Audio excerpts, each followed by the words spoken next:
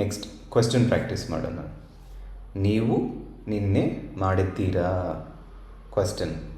ನೀವು ನಿನ್ನೆ ಮಾಡಿದ್ದೀರಾ? ಪಾಸ್ಟ್ ಟೆನ್ಸಲ್ಲಿ ಆಲ್ರೆಡಿ ಆಯಿತು. ಸೊ ಇಂಗ್ಲೀಷಲ್ಲಿ ಫಸ್ಟ್ ಡಿಡ್ ಬರಬೇಕು, ಯಾಕಂದರೆ ಪಾಸ್ಟ್ ಟೆನ್ಸ್ ಅಲ್ವಾ, ಡಿಡ್ ಬರಬೇಕು. Did you, did I, did he, did we, did they, did she, ಆ ಥರ ಬರುತ್ತೆ. ಸೊ ಇಲ್ಲಿ ನೀವು ನಿನ್ನೆ ಮಾಡಿದ್ದೀರಾ, ನೀವು ಅಂದರೆ ಯು, ಅದಕ್ಕೆ ಡಿಡ್ ಯು ಬರುತ್ತೆ. ನಾನು ಅಂದರೆ ಡಿಡ್ ಐ ಬರುತ್ತೆ, ಅವನಂದರೆ ಡಿಡ್ ಹಿ ಬರುತ್ತೆ, ಅವಳಂದರೆ ಡಿಡ್ ಶಿ ಬರುತ್ತೆ, ಆ ಥರ. ಸೊ ಇಲ್ಲಿ ನೀವು, ಅದಕ್ಕೆ ಡಿಡ್ ಯು. ಮಾಡಿದ್ದೀರಾ, ಮಾಡು ಅಂದರೆ do.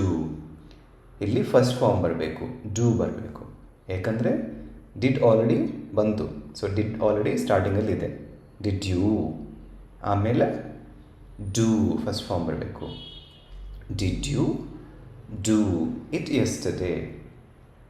Did you do it yesterday? ನೀವು ನಿನ್ನೆ ಮಾಡಿದ್ದೀರಾ?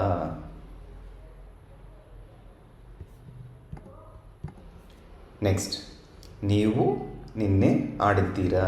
ನೀವು ನಿನ್ನೆ ಕ್ರಿಕೆಟ್ ಆಡಿದ್ದೀರಾ? ಅಗೇನ್ ನೀವು ಅಲ್ವಾ, ಅದಕ್ಕೆ did you.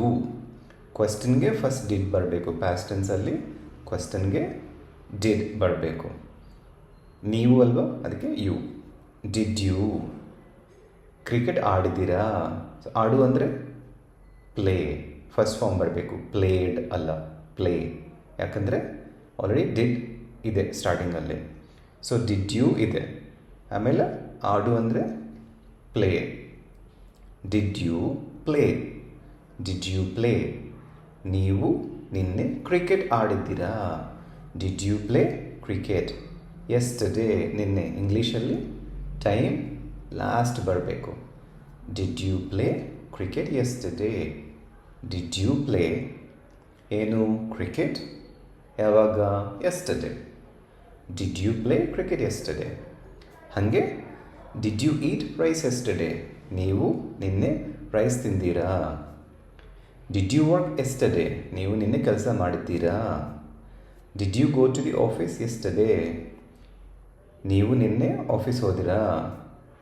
Did you exercise yesterday? ನೀವು ನಿನ್ನೆ ಎಕ್ಸಸೈಸ್ ಮಾಡಿದ್ದೀರಾ?